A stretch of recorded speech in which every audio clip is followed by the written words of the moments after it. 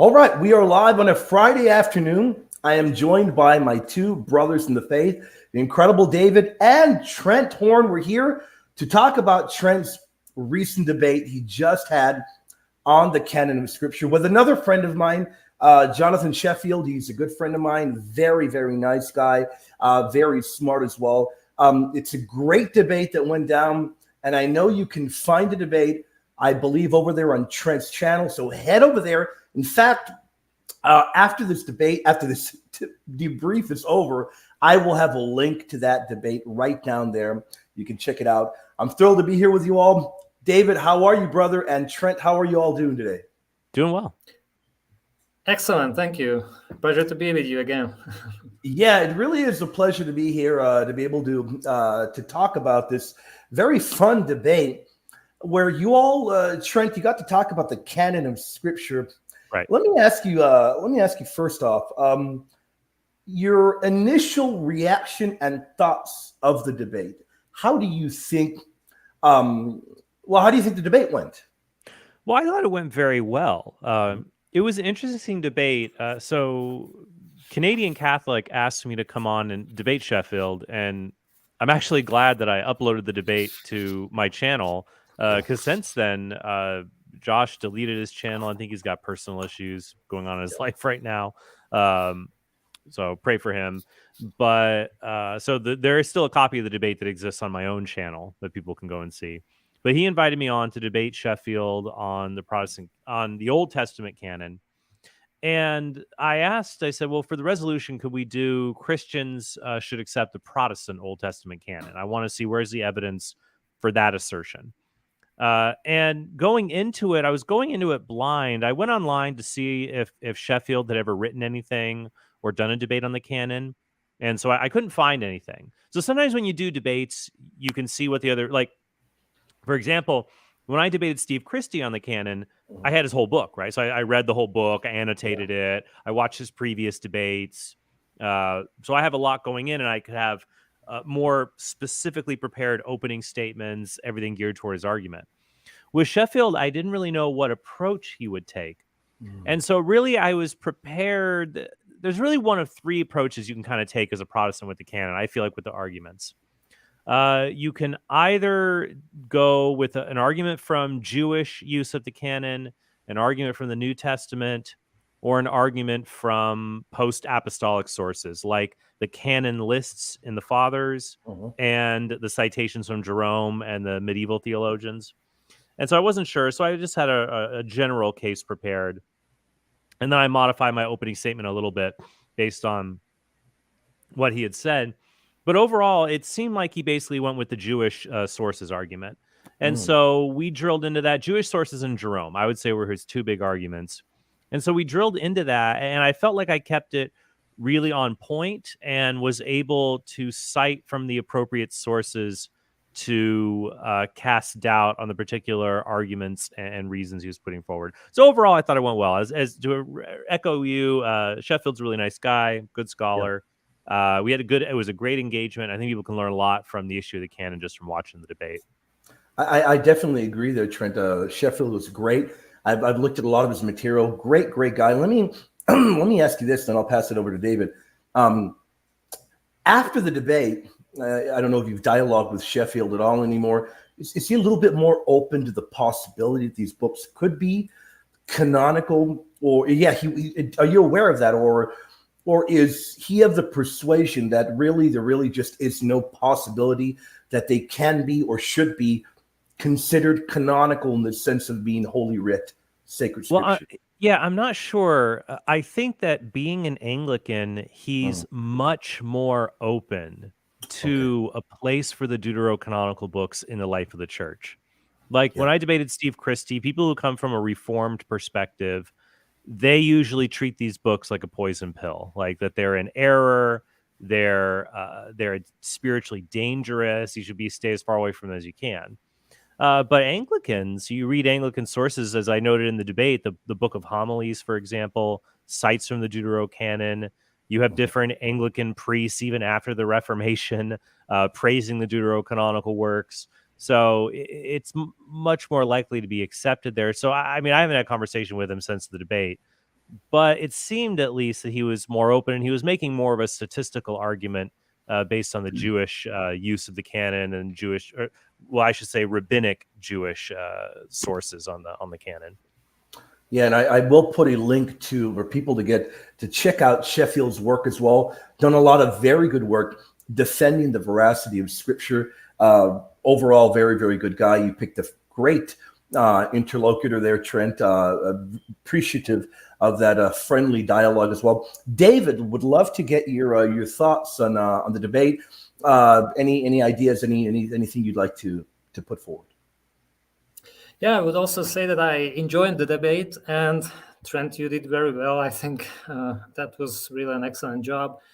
And yeah, I also think that Mr. Sheffield is a great apologist.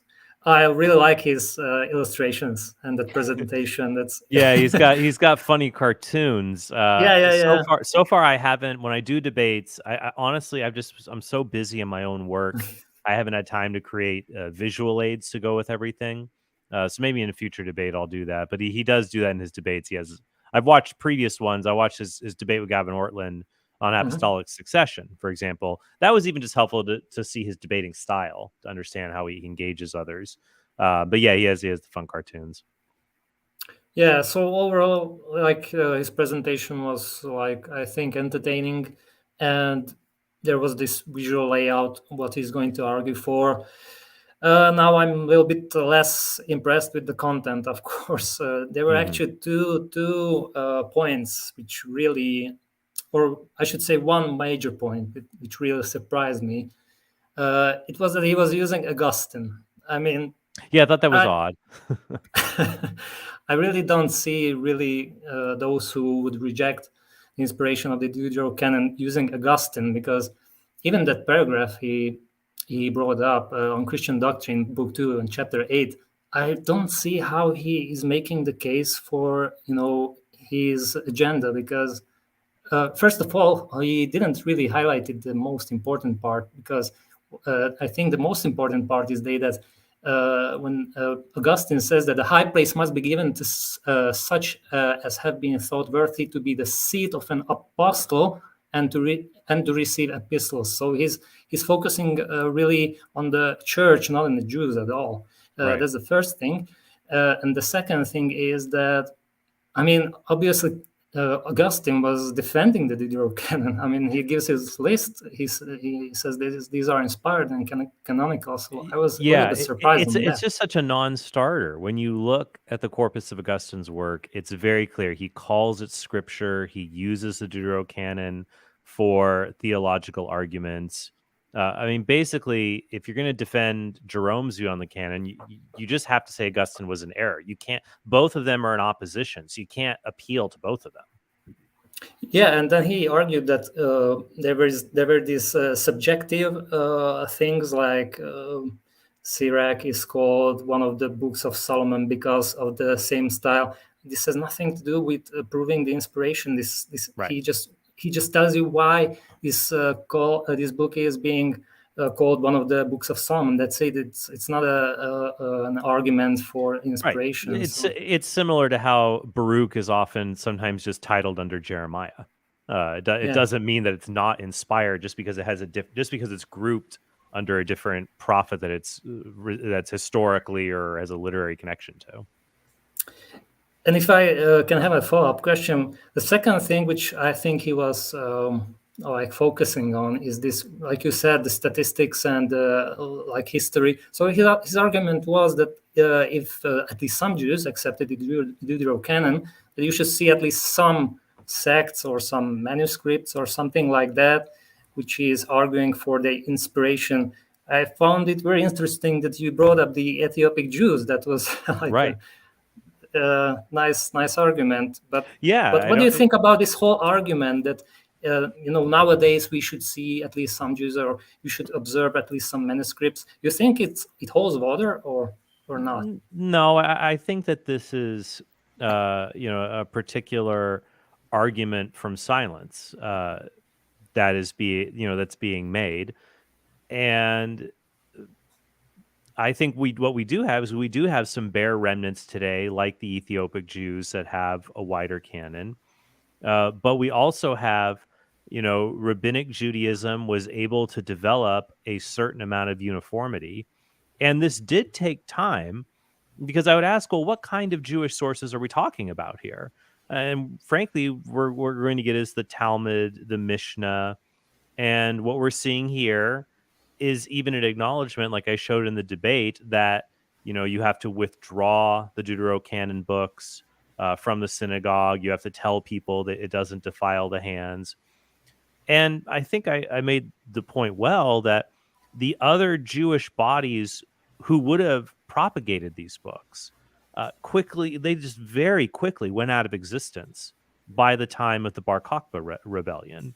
So we don't have these large sustained bodies. So, I mean, it's an interesting argument, right? You're thinking, okay, would some of these dissenting voices still be heard?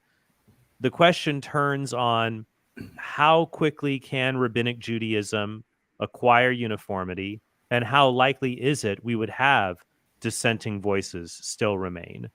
And you can make a strong case towards them achieving uniformity rather quickly in the diaspora. And even with that, though, it can be hard for dissenting writers, for those voices to continue on. Even among heretical works in Christian theology, many of them only survive as quotations. We have nothing from Celsus, only what Origen quoted from, for example. So I think it's a very speculative argument from silence. Yeah, if I could add to this my view, Sure. Because actually, on the Apocrypha Apocalypse channel, Gary laid out many really evidence that during the Reformation, there were really a lot of Protestants who accepted the Deuterocanon as Right. inspired, like the Radical Reformers, the Mennonites, Anabaptists. I can point to the Hussites, who are the forerunners. And what you see after 500 years, actually, that all these Protestants actually perished. Right. So, hey, look hi, who's Gary. here. Gary, the man. Gary is here. Yeah. Let me make one little quick comment, and then I'll hop it back over to David, and then we can get Gary's thoughts. But to add to what the point you were making there, Trent, and I was trying to pull up the quote here, and I pulled it up. I don't quite get, and I'd like to get you gentlemen's thoughts, why people would bring up Augustine when we look at Augustine's defense of the Deuterocanon. It's a very powerful one. If you look at the City of God, he says, yet of old the church, especially the Western, received them into authority. Then he begins to talk about, in particular, the Book of Wisdom, talking about how it is a prophetical book. To me, I am a little bit perplexed why people would utilize Augustine all throughout his writings. I will say this, William, is that, and I think this is a bad habit from Protestant apologists who engage in quote mining. That it's amazing to me that they'll find some of these sources and find a quote that, and not even, I don't think they find anywhere, Augustine denies the Deuterocanon. Though Johnathan tried to do that, which I think is just odd. Just read his works and his general thought towards them.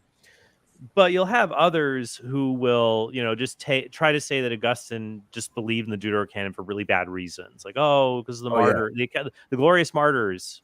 And that's why it's inspired. That's one thing. That's one insight he had. And you're not looking at everywhere else where he uses it to defend doctrine. He just calls it scripture because it's tradition he's following in the churches. So, yeah. So Gary, we were talking earlier that it was odd. Jonathan's main arguments, I said I didn't know what he would do before I went into the debate, so I was a little blind. But I was prepared for either a Jewish argument, a New Testament argument, or some kind of post-apostolic testimony argument. And it seemed to be basically Jewish sources and Jerome. It's a pretty classic approach. But he also appealed to Augustine, which I thought was just kind of odd. Yeah, I think he probably did that as a defensive measure because he has to explain how the North African councils counted these books as canonical. Right, yeah. So he's going to have to delegitimize it some way. So I wasn't surprised, but I was surprised at the tact he took with Augustine. I will tell you, well, I'll jump ahead on this to see his different arguments. One where I thought like it really showed there was a problem. He tried to like lead this argument that because he admitted the church fathers in general accepted the Deuterocanon. Mhm. And I think he was trying to make this argument that basically, but that's because they accepted the Septuagint, but Jerome knew the Hebrew, and we should go with Jerome and the Hebrew and the Jewish sources, and that's where we're going to really get everything from. And so that's why I asked him. And in these debates, I think it is important to highlight how unhistorical the Protestant view is. Mm. That's why I asked the specific question in cross-examination. I would encourage others who are in a similar debate setting with a Protestant on the Deuterocanon to ask, who was the first Christian, a writer, who held the Old Testament canon you possess, that you believe? Mhm. Who was the first Christian writer whose Old Testament canon matches your Old Testament canon? And you will not get that until the Reformation. Yeah. Because Sheffield tried to say, well, Jerome. And I said, even if I grant you that he didn't believe in the Deuterocanonical books, even if we granted that, he still defends Deutero-Daniel, Deutero-Esther. He still defends Deutero-Daniel, Deutero-Esther. So he does not have the same Protestant canon. Yeah. And it was just so interesting. And he said, well, he's going with the Hebrew sources. And I said, but look at his letter to Rufinus. He's saying, I'm following the judgment of the churches in using Theodosian's Greek Septuagint. So I really felt like that collapsed a lot of his argument right there. And I don't think he had a good answer for it. No, I don't And think so either.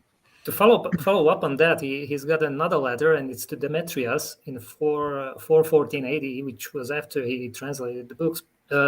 This is actually from Gary's idea. I just looked it up, and he basically says that in all kindness and affection, I suggest you to hold fast to the faith of the saintly Innocent, the spiritual son of Athanasius, and his successor in the apostolic see, and do not receive any foreign doctrine, however wise and discerning you may take yourself to be. Innocent accepted the Deuterocanon, and he's appealing to him. So, at the end of the day, so even Jerome submitted his view to the Pope. That's a problem as well. Doesn't that don't multiple problems arise from that? You have a very intellectual, incredible titan of a father in Jerome submitting to the authority of the Pope and recognizing humbly that you should follow Innocent in all things. Now, Gary, I want to bounce that off of you. Is Pope Innocent an important figure when it comes to talking about the Deuterocanon? Oh, yeah, absolutely. Yeah, because his letter to the bishops of Gaul, Excerpius's thing, which actually I believe, Trent, you brought up in the debate. And by the way, I think kudos to you for coming up with these sources. I want to say it was floating in my head. I'm like, it's exuperous and Toulouse. I want to say is where the letter he reaffirms this. So well, I mean I have them jumbled in my head, and then I have some notes that I was able to scroll down to for different sources. Which is when you do debates, I mean some people can keep it all in their heads, but it's good to have organization, especially when you want to cite particular things, read it verbatim. But you're right. It really is puzzling for a Protestant apologist to explain.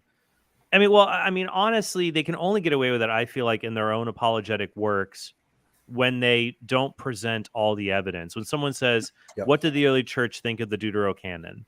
And the only thing they present is Melito's canon, Cyril, light quotes from some others, and then of course Jerome to bang the hammer down. And I think when Protestant apologists do this, it communicates this idea that there was just this widespread uncertainty or even rejection of the Deuterocanon, when, as Gary ably shows in Case of the Deuterocanon, no, look at all of the citations and how they are used. It's nothing can be further from the truth. Yeah, absolutely. I don't know if you've already covered this subject. I was trying to listen to it on my phone. Sorry, I had a last-second corporal act of mercy I had to go to. But I was surprised with his tactic of Well, first he has to rely almost exclusively on Romans 3:2. I mean, that is the pivotal text for him. And then he kind of couches his evidence. And at first I thought, this is great. He's going to point to Catholicity and apostolicity. Mm-hmm. And those are things that Trent can use to affirm the Deuterocanon. Right. But he redefines them. And here's some quotes I pulled. So for Catholic, he says, universally received among the relevant witnesses. Okay, so it's by everybody who is relevant. Okay, so only certain parts. And then even more for apostolic, he says, to be traced back to the original jurisdiction through an unbroken chain of custody, which is fine. But he says, which in this case is the Jewish synagogue. So apostolic is actually, can we trace it to the synagogue? Right, yeah. That was what I brought up as well. I don't know how you put the two concepts together. And that's why, and especially for lay people listening to the debate, on several occasions, I just made a blunt statement that I think, and it's important when we do these debates, I think it's fine to have technical matters and get into technical details for people to understand what's going on. But every now and then, I think we have to bring it back bluntly for the layperson who's trying their hardest to follow along. And what I said was, why should I care about what the rabbinic Jews thought was or wasn't, whether this was or wasn't divine revelation, when they didn't even get the fact that the Gospels and the epistles are divine revelation correct? And this strange idea that, well, no, God gave them authority over the Old Testament and Christians have authority over the New Testament. That's such a strange modern idea that I think if you went back in time to the apostles of the fathers, and if you said to them, well, you guys have the New Testament, right? But obviously the Jews, the Old Testament belongs to them. They would say, what are you talking about? The scripture belongs to the people of God. We are the people of God. And they would say, we're, depending on who you ask, whether they're, grumpier towards Jewish people than not, would say we're helping them along to see what they've neglected. They would never have this idea that, oh, okay, we need to, this is your territory, not ours. They wouldn't believe that in a million years. Yeah, absolutely. Yeah, and you did a great job on Romans 3 too, by the way. Yeah, I just always found that to be great. Just such an interesting, and I see it all the time.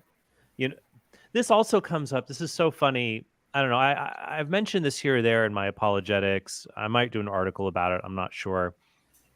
But I do notice a double standard a little bit with Protestants, is that they'll say Catholics have very minimal biblical evidence. They'll say there's hardly any biblical evidence for purgatory, hardly any biblical evidence for the papacy.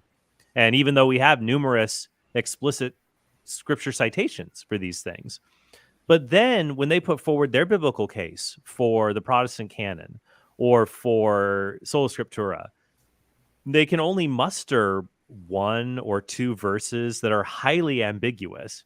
And I think anybody who, if you were being introduced to Paul's letter to the Romans and you're going through it and you read Romans 3, and then I asked you, what do you think Paul is saying about the Old Testament canon? I'm sure you would say, well, nothing. He's not saying anything about that. If you would just approach the text and you were not thinking about this background stuff, to me, trying to use this verse, it sounds like, desperately proof texting to find something that helps the argument rather than letting the text just speak for itself. Yeah, exactly. In fact, at one point he interpreted it as being, this is a quote, the biblical injunction saying that the Jews are the appointed witnesses. Where do you find any of those concepts in that one verse? Right. Yeah, and I think that it's important to drive home.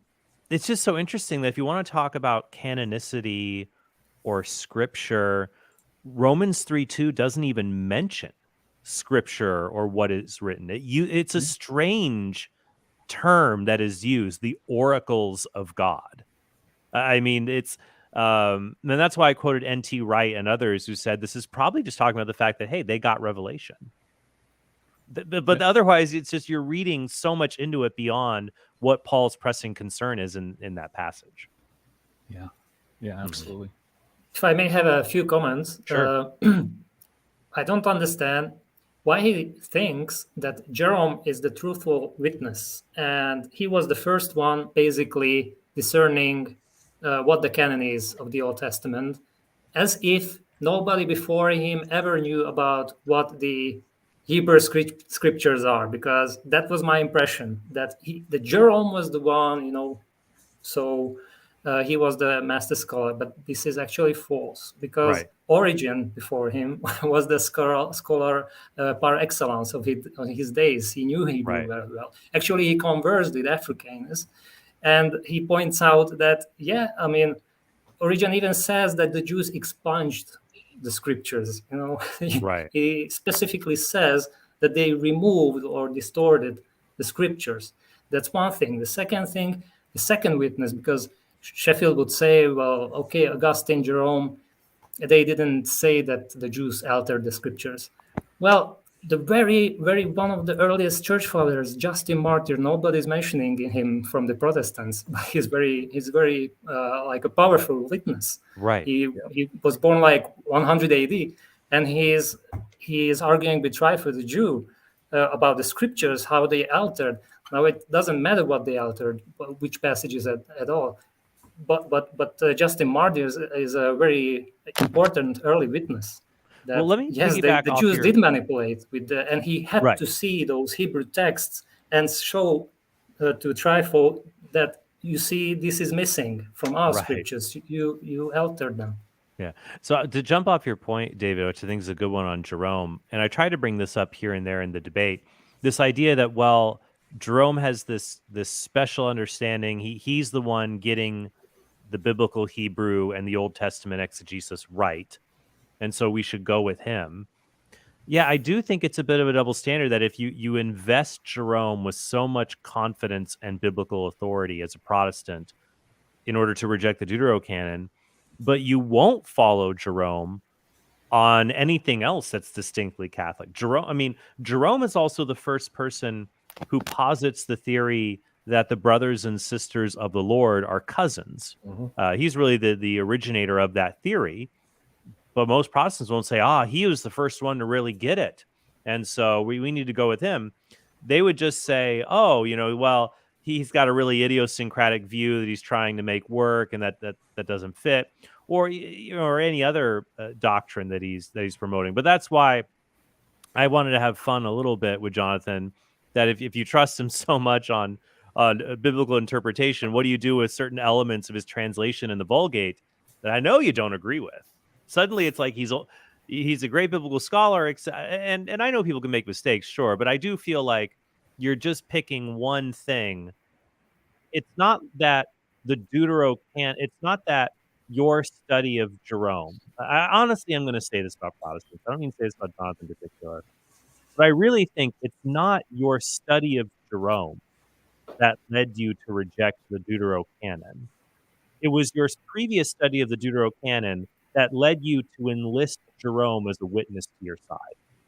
And that's where I think is honestly happening here. What's going on. Before Gary continues, or William, just one more. I just want to finish my argument with Sure, this, go ahead. statistical argument that, today we should see some Jews accepting the Deuterocanon and so on. So one of my arguments is that even you see bunch of Protestants in the beginning of the Reformation using the Deuterocanon as inspired scripture, in a span of 500 years, they absolutely perished. In fact, Corpman, in the Oxford Handbook of Apocrypha, says this: although it may surprise many who have assumed, due to popular modern narratives, that the reformers by and large excluded the Apocrypha as both scripture and inspired scripture, the truth is that it was a smaller minority in the 16th century who did such.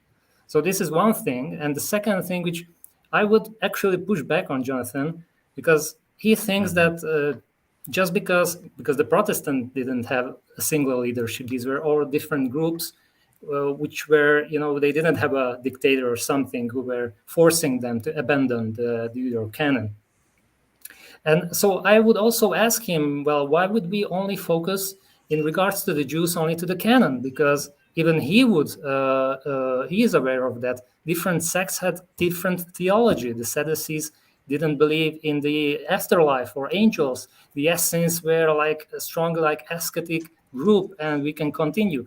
So I can also ask, why don't we see sects, Jewish sects today, who would embrace this kind of theology, and how you actually explain that this theology became uniformed. So this is the same argument. So he's focusing on the canon when they didn't have a single leadership, yet they have the same canon. I would argue, well, all these have had different theology, yet today you don't see like Sadducean theology, Essene theology. Right. That's a problem as well. So this is the same question I would bring forth to him.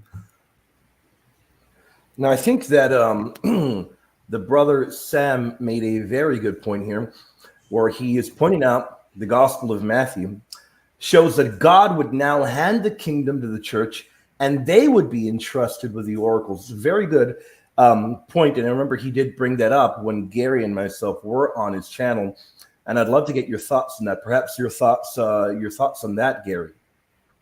Oh, yeah. Yeah, I love that. Actually, I would have gone to Matthew 28. All authority in heaven and earth has been given to me.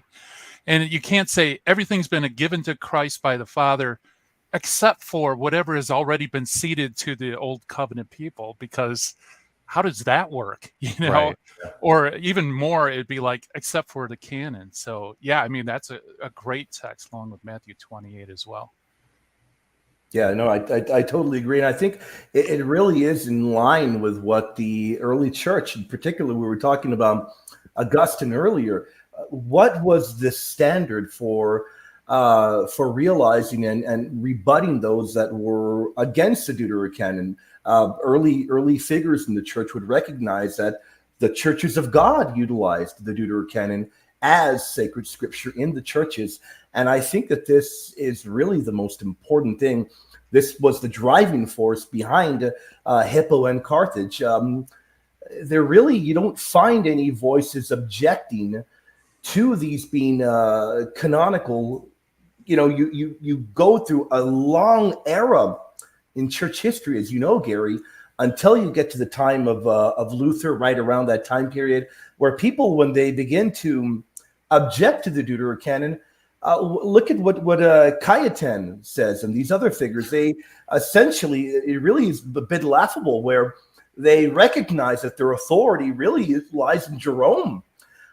Even the one thing that really does baffle me in Cajetan's language, and I've never been able to make much sense of it, I'd like to perhaps get your thoughts on that, Trent and Gary, is that you've got Cajetan all the while making the comments he does against the Deuterocanon, recognizing he's relying on Jerome, but then recognizing that the early church used those books in the early councils. It kind of does baffle me a bit, doesn't it, Trent? Oh, no, I fully agree that we need to be consistent across all of the sources and see how all of them are used or are not used. Yeah. No doubt. And by the way, I want to start a campaign with all these different pronunciations of Cajetan. Why don't we just call him Thomas de Vio?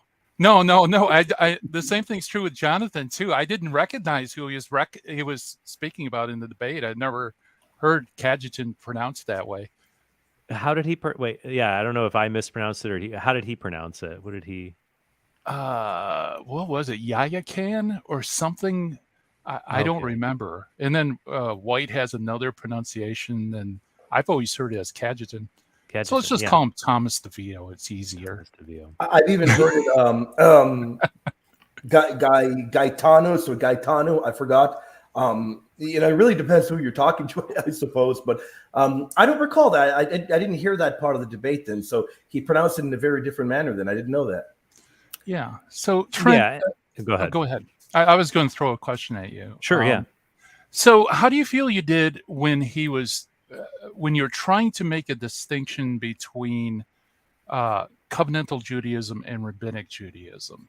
Because I thought you made some really good points as the diversity of the canon before rabbinic Judaism, how it got narrowed down. Right. I think that is a key point there, that whenever people talk about the canon, they'll say, "Oh, well, the Jewish canon," and I say, "Well, wait, what do you mean?" That term we identify with rabbinic Judaism today.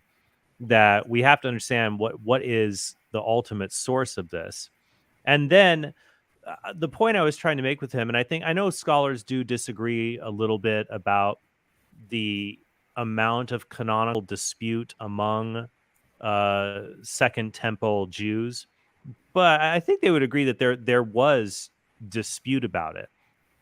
You have some people, you have some people like Roger Beckwith who've tried to argue that like all of the Jews were united, and even Johnathan tried to explain this away, and this where I tried to have a little fun with him in reference to Josephus, because he was trying to use Josephus to argue that the Jews were uniform on their canon. I pointed out that Josephus is not the most objective reporter of the state of affairs in Judaism at his time. And that's why I brought up the point about the Sadducees, that it seems to me, at least in my study of the different Jewish sects, everybody agrees on the Torah. After that, that's all where we can have really a lot of solid ground. After that is where it seems to get dicey among the different sects. And you try to say, well, Josephus, what he says about the Sadducees, it's hard to interpret, or it might not be accurate. So it's like, oh, okay. So when Josephus is talking about the canon in one place, yeah, he's definitely spot on. But then when he talks about the Sadducees, maybe Josephus doesn't have all his facts straight. It's like, well, wait, which is it with his particular witness? But overall, I think it went well to show that if you're going to try to ground this in Judaism, you have to be more comfortable with a much. And I think what's hard, and I'm sorry, I apologize if I'm going on too long, but Gary, I definitely want your thoughts. I think it's hard for a lot of modern Protestants who have a very different worldview than Jews 2,000 years ago had, that if you want to, they'll say, oh, well, they didn't have an infallible magisterium, so why do we need one? They knew what the scriptures was. And my reply is 2,000 years ago, they were not as legalistic about the nature of the canon as you are. They're just not. That if because of the printing press, because of the communication technology that we have, we've achieved an amazing amount of uniformity, which actually really only comes about in the last 150 years, because you still have Protestant Bibles that have the Deuterocanon in it up till the 19th century. But 2,000 years ago, it's just a lot different story. So it's like, okay, if you want to get rid of the magisterium and just go back to, well, what did the Jews do with their scripture? And they had scripture too. Yeah, but it was fuzzy. They had a fuzzier concept of canon than modern Christians have. And I think that's the point that they're missing. But I don't know if I rambled a bit, but your thoughts, Gary. No, that's good thoughts. He says there's no magisterium to do that, but I think you did a great job pointing out that there is a kind of historical choke point that occurs after the destruction of the temple and before the Bar Kokhba revolt, where you have the ascendancy of the Pharisees. And so they really are in position, since they have to redefine themselves, to establish a standard. And of course, that takes centuries. Like I think MacDonald pulls it out to like the 6th or 7th century before you have complete uniformity within Judaism. Right. But, so you don't need like a super Jewish pope to do it. It was just the historical circumstances that brought it about. But it takes time. And I think if I had more time or would mention more, I'd point out, pick up R.H. Charlesworth, I think, his, the collection of the Jewish pseudepigrapha from, post New Testament, that you have a lot of writings that are popular among Jews after this point that are not a part of the Old Testament canon, but Jews read them with different levels of authority to them. The testimony of the 12 patriarchs, the Assumption of Moses, a lot, sibling oracles. So you have a lot of this Jewish pseudepigrapha floating around in this time period. And so you're right, there is a narrowing of it, but the Pharisees are in a place to do that, that other sects that'd be more forthright about the Deuterocanon are not, because they've lost their power base. Yeah, I thought you did a great job with that. Now, let me follow up on this a little bit. Or you want to William, because I was going to bounce something off of all of you, gentlemen. Let me do that, and then you can do that. I wanted to get your. In fact, David, maybe we can give your thoughts first there. When it comes to Josephus, and it goes to the point that Trent made, I find a lot of major inconsistency in Protestants. In particular, they will go to Josephus, but I'm not making the claim that Johnathan doesn't read him. But I have encountered a lot of them that will, Google it and they'll grab Josephus as a witness. And they don't really even read him. And I find it problematic because if you do look at him and examine him, he doesn't enumerate the books in the list. As we know, we've talked about it multiple times. He gives the number 22, says there are, 5 Moses, 13 prophets, and the books of the hymns and conduct. We know the traditional reckoning. We've talked about it. Everybody knows it's 24 and not 22. Mm-hmm. And we've read what their scholars, what their apologists say, what they do to achieve that the smaller number. And we've even done a show where we asked throughout history if it's tenable. One argument we hear very often that they use to make Josephus fit into their canon is that they will say it's likely that Ruth was rolled up with judges. But even Dr. Bergsma told us that was a very, very odd. You don't see that kind of pairing throughout history. So you gentlemen, I'd like to get your thoughts. Doesn't it end up backfiring against them when they bring up Josephus and he really doesn't support their case? And to add to that, as Gary's pointed out multiple times, his comments in the Maccabees turn out to be quite problematic. If you begin to examine everything Josephus has to say, I would just like to get your thoughts on that. Perhaps David first. Yeah, Josephus, as you said, I encourage everybody, read everything from Josephus, not that single paragraph. That gives you a very distorted picture. And as you said, I like to, contest Protestants. Okay, if you think those 22 books, he gives you a Hebrew canon, then list me those books, because that's impossible. I like to bring up Job, because Job, it is considered overwhelmingly that he lived before Moses, maybe in the times of Abraham. This is consistent with the Tannaitic literature as well. And there's also an internal evidence. For example, in Job 40-15, Job gave an inheritance among their brothers to their daughters, to his daughters. Now that would be problematic if he would be living after Moses, because the Mosaic law does not permit to give inheritance to daughters if you have living sons. So such a righteous man as Job, he would break the law, which is like all the Protestants would shout that's an error, right?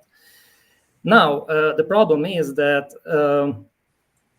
As you said, William, there are the 5 books of Moses, which were written by Moses from the creation up till his death.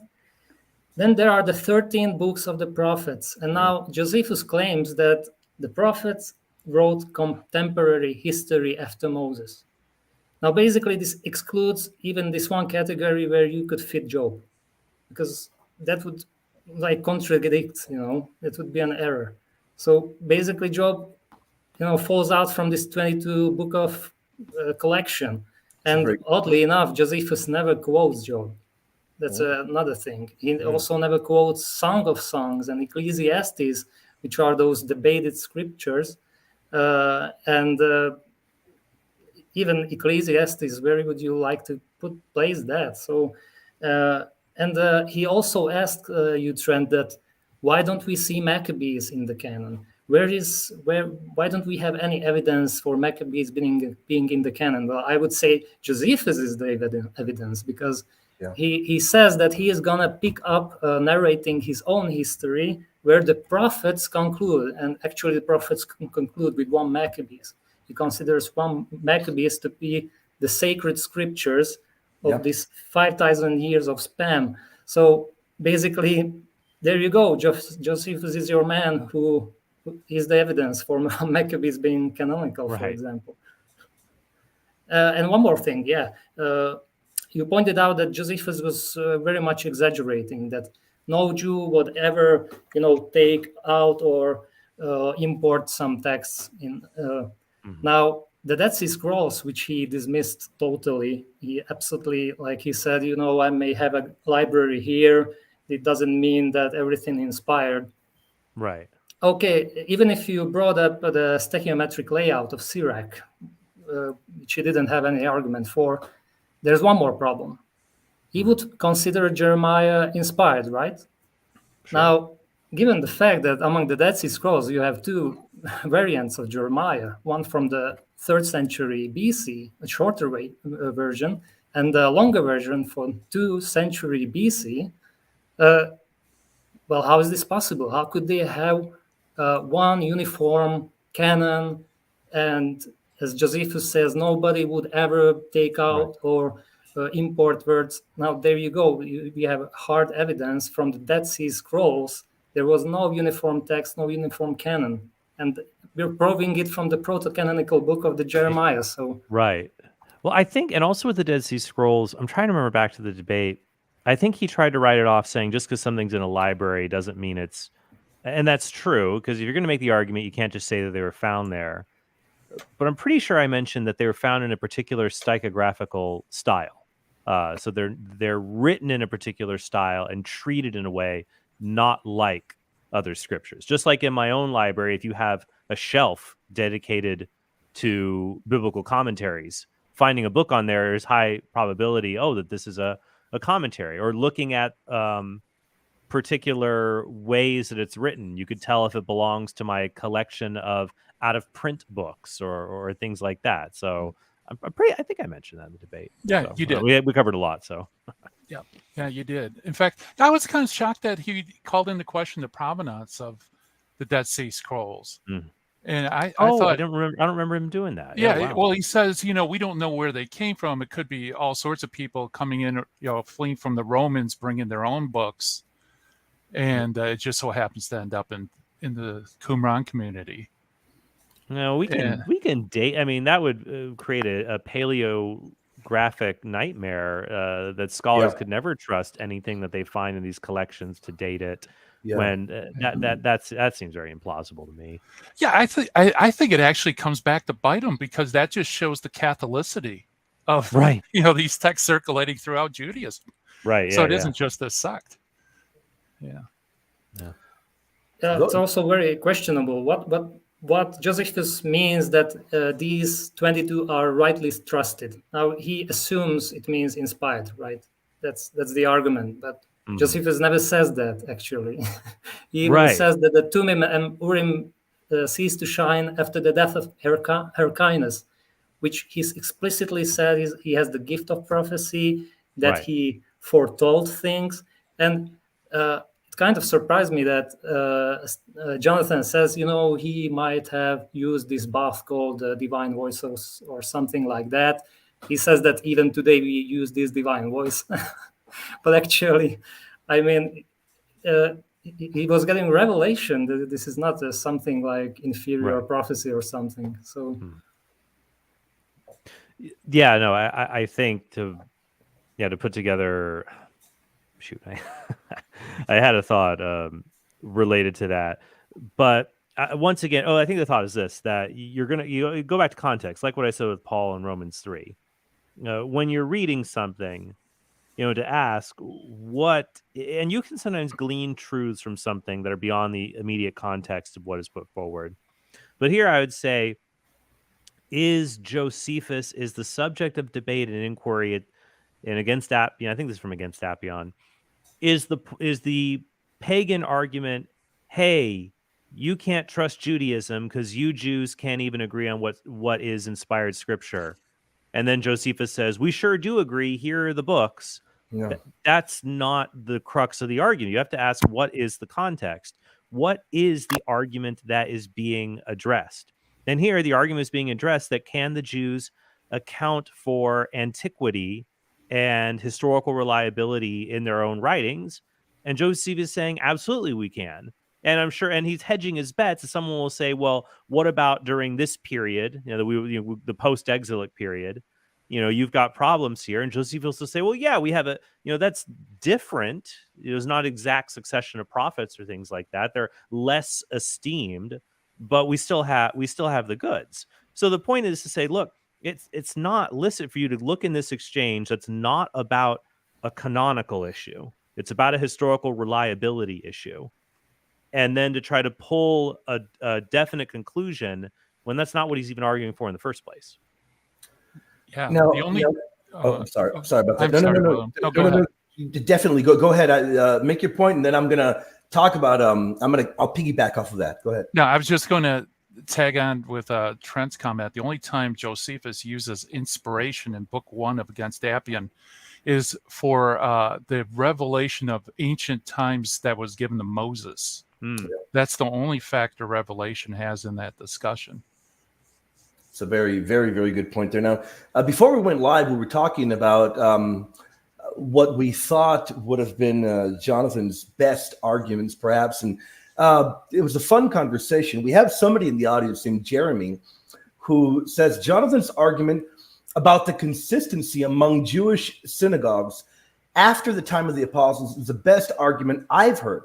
Now, he is a Catholic. This guy then says, he will say that, and then he asks, do you think the Talmudic attestations of rabbis debating Sirach, Esther, and other books is a sufficient response? Perhaps you gentlemen, maybe we can talk about this a bit. Trent, of course, you are the one that had the debate. What are your, because I know that you did have what I believe to have been an adequate reply to that claim. What are your thoughts on that, Trent? Yeah, and I think this is something I could have bolstered a little bit more, and I'd be interested to get more of your guys' thoughts on this, which would be looking at the Jewish literature to see how much uniformity is present. I also think it's important that a lot of the sources we're looking at here, they are written centuries later. I mean, the Mishnah, you can still date that, second, third century, but especially when you get later on into Talmudic sources, it's definitely far later. And that's why I said to Johnathan, the debate, we need to be careful about relying on Talmudic sources to talk about what was happening historically, because what we might be reading here is a kind of revisionist history to try to explain things are the way they are now, looking back and being creative about how it got there. You have those same legends with the Septuagint itself. This kind of fanciful revisionist history to make everything fit properly. So I think it relies, though, on a lot of assumptions that there really was this uniformity after the 2nd century. Do we have a lot of diverse sources to be able to show that? I'm not sure. But then also, I think the citations are at least adequate to show that there were serious questions people are having. But I'm interested to see David and Gary's thoughts on this too. Yeah, go ahead, David. Yeah, well, you brought up at least two positive cases for Sirach, right, being cited in the Talmud. One being withdrawn, the second coming from the writings. The problem for Johnathan is that there's not only two citations. There are a bunch of citations of Sirach in the Talmud. It's not like one guy or two guys. For example, in I don't know if I pronounce it correctly, but Shagiga 13a says that the Gemara comments, the Gemara, which was accepted by the Jews, until here you have permission to speak from this point forward. You do not have permission to speak as it is written in the book of Ben Sira. Seek no things concealed from you, nor search those hidden from you. So he's basing some doctrine on the book of Ben Sira, which is introduced by it is written, for example. But we can go on and on. There are lots of attestations in these manuscripts, Talmudic manuscripts. And, but he said, yes, they had a closed canon. Well, they were debating, but that doesn't mean they didn't have a closed canon. Well, then what does it mean? I mean, why were they debating these? I mean, I want to see an answer, a cogent explanation. Why were they debating it at all? And the second thing in Tosef Tayadaim, when Akiva says that Ben Sira and the books written afterwards do not defile the hands. If virtually nobody accepted the Deuterocanon, who was this passage addressing? I mean, this is my problem. Sam just brought that very point up there. There you go. That is a great point, David. Great catch there from Sam. That I agree with you, Sam. I think that's a fantastic point. And to piggyback off of that, David, really good points there. And then I'll ask you, Trent, and Gary, perhaps you can give your thoughts. To piggyback off of all of these points, when you look at that from the Tosefta, you look at what Akiva has to say. In my opinion, it is very evident and clear if the condemnation is going to be put out for the Gospels as well as these other books. It's very clear they were being utilized by the early Christian community. And that does provide a conundrum, if not a major problem for Protestants. We have a very early to completely rip off Gary's term that he loves to use. We have a hostile witness that proves this, in my opinion, in a very strong fashion. Your thoughts, perhaps, Trent, and I'd love to hear what you have to think, Gary, as well. Oh, I mean, that's why it was featured as one of my prominent arguments to say that if there was such uniformity, why do you have to tell people to these books don't defile the hands? That they have to be removed. They're to be removed from the synagogues. It seems very clear. As what I love is that Gary features this actually in his book Hostile Witnesses, which is an excellent book that people can pick up, where you have non-Christian sources indirectly attesting to Christianity through various things that they cite, and this is one of them. Yeah, what I would say, I agree. I think that was Jonathan's strongest point, was using, well, really antiquity, ubiquity, and consensus to show that there was the original source. The thing is, what he demonstrates was indeed the original source, which goes back to Akiva, which fits perfectly with Trent's argument. But he's actually arguing more than that. He's saying the canon was closed back in the time of Artaxerxes. So he has a problem of how do you explain the diversity of different canons in the first century, right? And then the narrowing at the second century, and then, like you pointed out, Trent, after that you still have discussions on canonicity.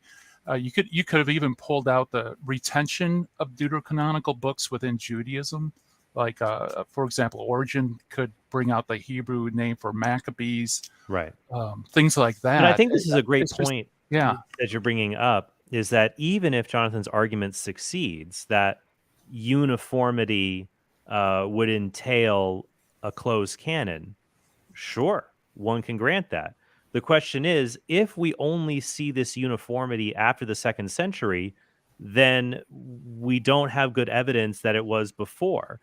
Because the sources he was mentioning, I was saying there's only one in here that's prior to the second century. That would be Josephus. We agree it's ambiguous.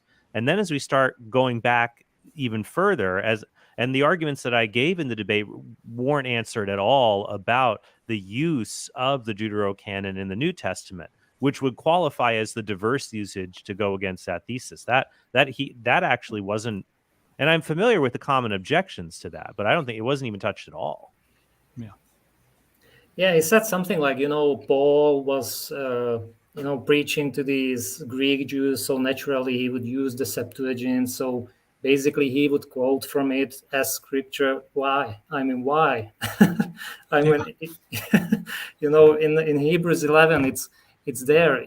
Those guys in that right. Here's someone writing they're writing to the Hebrews, to Jewish Christians, and so this is completely different and off the mark. And that's why I also cited Chirichigno and Archer's survey of the use of the Septuagint in the New Testament and how just overwhelming it is versus the citations from the Masoretic text or anything else like that.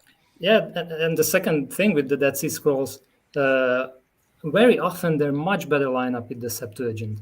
I mean, even, for example, Emmanuel Tow pointed out that in the book of Samuel, did Hannah bring one bull or three bulls as an offering at Shiloh? It's 1 Samuel 1:24. Now, the Masoretic text says 3 bulls. The Septuagint says 1 bull. The Dead Sea Scroll says 1 bull. You can confirm this with the Peshitta. And there are several things which much better line up with the Septuagint than with the Masoretic text. Right. Again, if the Dead Sea Scrolls attest that the Septuagint is correct and is that old, even before the nascent Christians, I mean, you cannot say that the Septuagint is like something that the Christians inherited, but they were not aware of the Masoretic text. They were aware of both, but they knew that the Septuagint lined up much better because the Masoretic text was altered, as we have witnesses for that. Yeah. Yeah, that was one frustration I had throughout the debate was I felt he was equivocating on the words Hebrew and Greek. Like, for example, Paul preaching to the Greeks. I mean, that could mean Gentiles. It could mean Christians or Jews that spoke Greek. It's Right. He wasn't really clear on his terminology. So sometimes it was very hard to follow his line of argument. Right. Yeah, I completely agree with that. Now, the one thing that I didn't catch, and I want to double check, did he not put any value to the Dead Sea Scrolls at all? Did he claim that they're valueless? Really? Okay. I think his point was just that because the writings were found there, there's lots of writings. So I don't think he really took into stock that you could distinguish some as having more of a canonical status than others.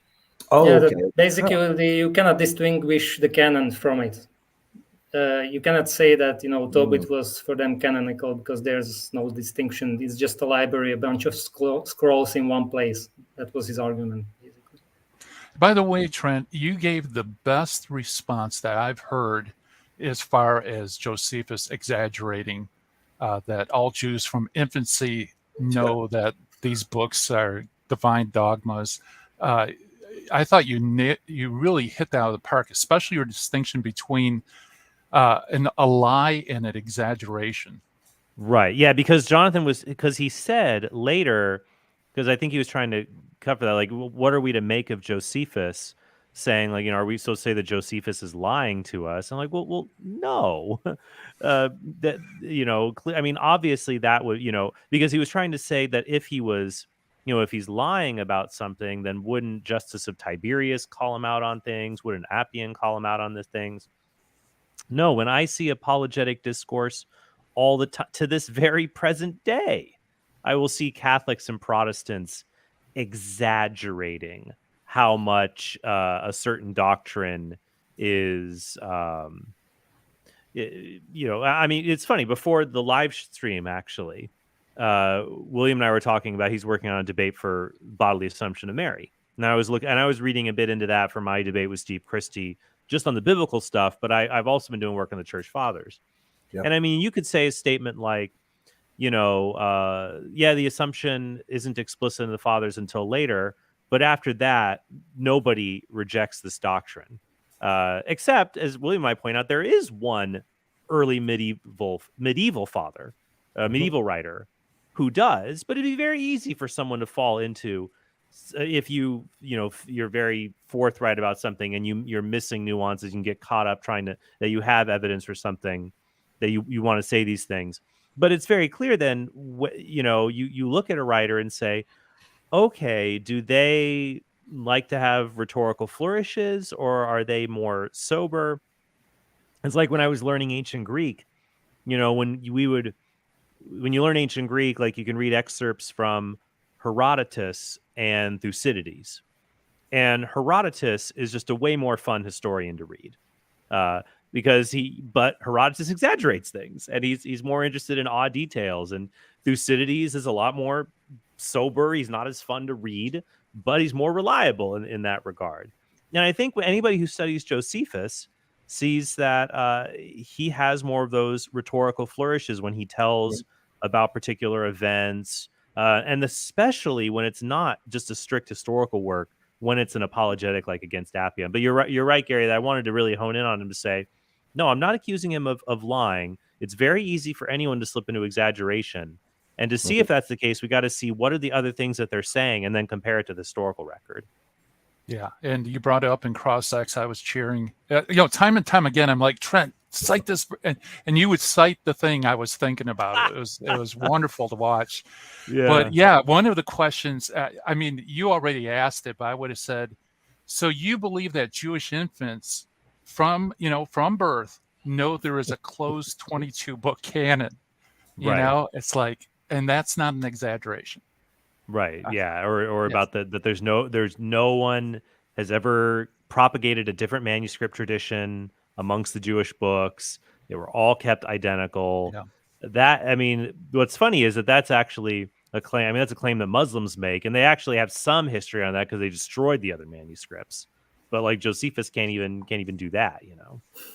Yeah. In his Antiquities, he takes liberties with the sacred text too. Yeah, he does. Yeah. It's not syllable by syllable out of the Bible. Yeah. Yeah, we know that. Yeah, even scholars, to piggyback off of your point, Trent, there are a number of Josephus scholars that recognize he does very frequently exaggerate a lot of his points. Yeah, he exaggerates when he's telling history. I don't know if this was at maybe it was Masada. You know, his account of the siege of Masada. You know, he has a long discourse from one of the fighters there in a place where everybody was killed. So it does get a little bit odd asking how did he get this particular information if everybody died, and you know, it's like, okay, well, he's playing fast, but now that doesn't mean that he's totally unreliable. Yeah. It just means you have to include that in the weight of the historical evidence. Now, we do have one, and I would like to give Gary the chance to touch upon it first. We have one question. It is about my Reformed Jewish friend on the canon, where he will argue the Septuagint was an awful translation and that we can't even agree in what is considered part of the Septuagint. I will only make one point, and I want to be very clear because I hear it brought up very often. The Catholic Church did not canonize the Septuagint. So that's the one point that I'll make. And then I'll toss it over to Gary because that is an argument I hear. It is a misrepresentation, and it does have to get answered properly. Gary, your thoughts on that? Yeah. Well, I would just say compared to what? You know, if you're comparing the MT to the Septuagint, yeah, there are variances, but that could be because the Septuagint may be using some older Hebrew material that's no longer extant. And of course, it is a translation, and no translation is perfect, but it is valuable because it provides a snapshot of how the Hebrew was understood, you know, first couple of centuries before Jesus. Kind of like how the Latin Vulgate is a snapshot of how the Latins understood the Greek and Hebrew at that time. So it's a valuable historical resource at that. If it's a terrible one, you know, I would say you would have to figure out, well, what is the original that you're comparing it to, so you could say it's good, better, or worse. In fact, scholars today are moving more towards this idea. There was a long time the MT was thought to be the text. You know, that was referred to as scripture. But now, after the Dead Sea Scrolls, they found that certain sections of the Septuagint might be a very literal translation of a lost manuscript tradition. And now scholars are looking more like you have to look at the MT, the Septuagint, and some text from the Dead Sea Scrolls, you know, when you're looking at and interpreting. Trent, I'd love to hear your thoughts on that. No, I would disagree with the assessment that you offered, and I think you know, if I had known that this Hebrew verity argument running from Jerome would have been more of essentially his case, citing from scholars talking about, you know, where the Septuagint might be preferred to the Masoretic text. I think I picked one example in the debate. I think it was in Hebrews, where it cites in Psalms, for the prophetic Psalms, that it cites that there we have an example of a preference of the Septuagint in order for the prophetic message to be more readily understood, where the passage says, "You prepared a body for me." So that's one, you know, one off the top. But if I knew that had been a deep part of the argument, I would have had multiple examples and maybe thrown a few scholars in there, reiterating what you essentially just said. David, any thoughts on any of that? Yeah, I agree that this Septuagint is not the Catholic canon. That's right. It's true, there are various versions, but really a lot of times it much better lines up. Not even only with the Dead Sea Mhm. Scrolls, but even, for example, the how many years all the patriarchs lived. Abraham, Right. Noah, and all these. Then those years correspond with what Josephus says, with the Dead Sea Scroll says, with the Samaritan Torah says. So Mhm. it's very accurate sometimes. And that's funny, actually. I have noticed that maybe this is something to pull up for more Deuterocanon research. But when Protestants are faced with alleged biblical contradictions, many of them will say, "Oh, yes, this is an alleged contradiction, but actually, it's not. If we look at what the Septuagint says about the Mhm. matter." So that might be an interesting resource for future Deuterocanon research, that if Protestants bash bash the Septuagint because it contains the Deuterocanon, we should catalog where they rely on the Septuagint rendering of a passage in order to escape a charge of a biblical contradiction. Yeah, at one point, Jonathan argued that, well, Trent, Paul doesn't put forward the Septuagint as an exemplar, or mandate that, although he did was familiar with the Deuterocanon.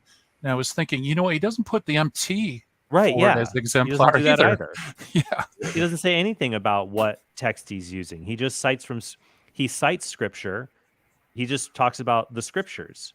And then he picks which ones are the most efficacious for his argument, whether it's the kind of scripture or the particular translation.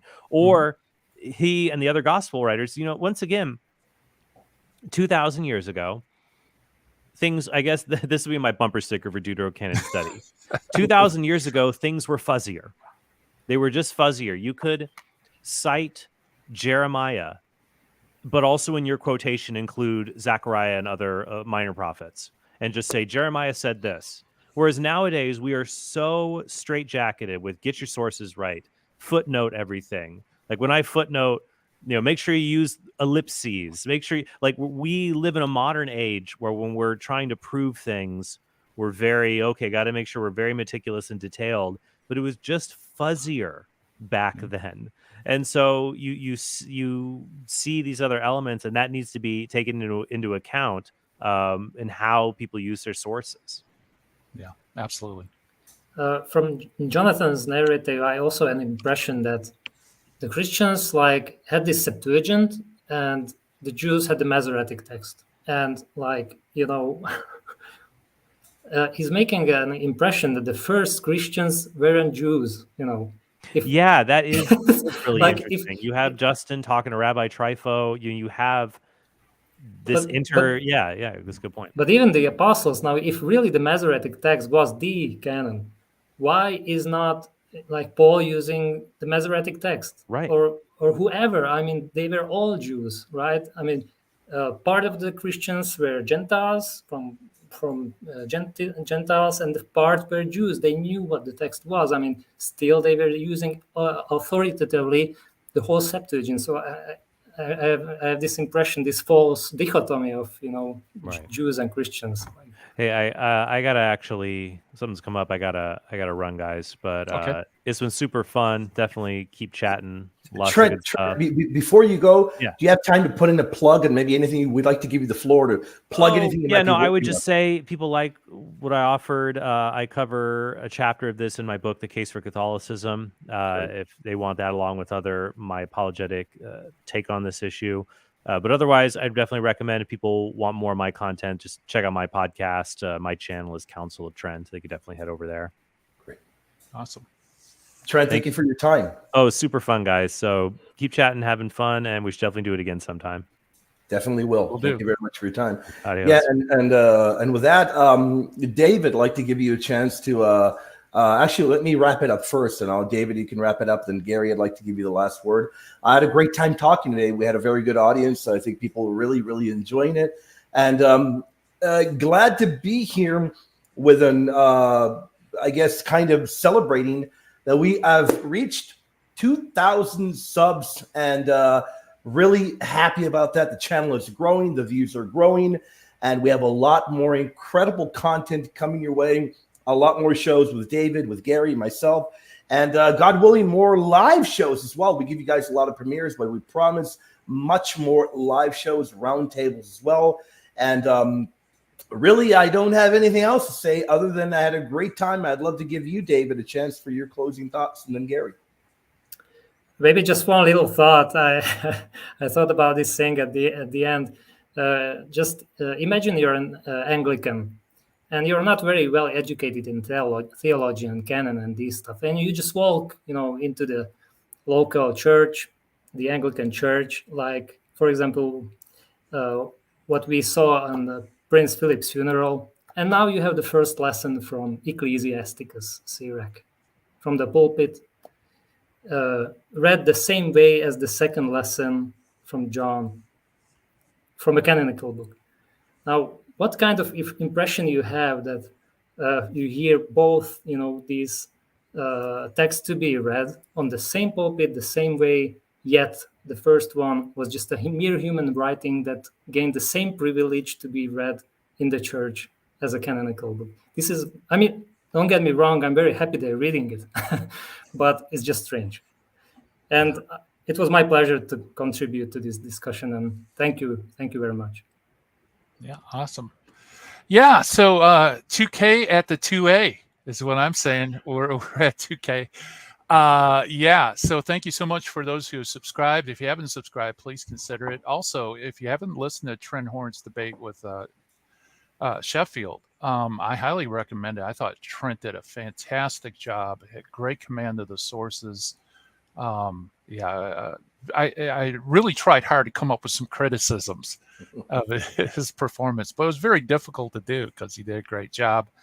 Also, Sam Shamoon, he's going to be going live stream, so go over to Sam's channel, which is Shamoonian. And guys, we got to have Sam Shamoon on this channel so we could talk about, diving into Trinity and stuff. Without a doubt, no doubt. We've got to bring him on. The Assyrian Encyclopedia. We definitely have to bring him on, even if we talk about the Trinity and the Deuterocanon, anything. We're going to find a way. We're going to bring him on. Maybe even the upcoming week. Would love to do that. And I've got to grab David and put David on his channel for David's incredible work that he has done, in particular in the future, to talk about Ian Huss and pretty much anything else. But I have had a great time with you, gentlemen. Very blessed to have been here with all of you all, and I really do look forward to doing more live shows with you all. And everybody, if you have not hit like or subscribed yet, do it. But another thing we'd like for you to do, I am ignorant. I didn't know. Now I know better. Apparently, it helps with the algorithm if you leave comments in the video. So comment anything. Did you enjoy the show? Anything you have on your mind, put it down there. We will engage. I promise you, we'll reply to you. Leave a comment. Let us know what you thought of the show. We'll be doing more. Hit like, subscribe, share it like crazy. Everybody, God bless. Gary, have a wonderful day. My brother David, you as well. Everybody, take care and God bless.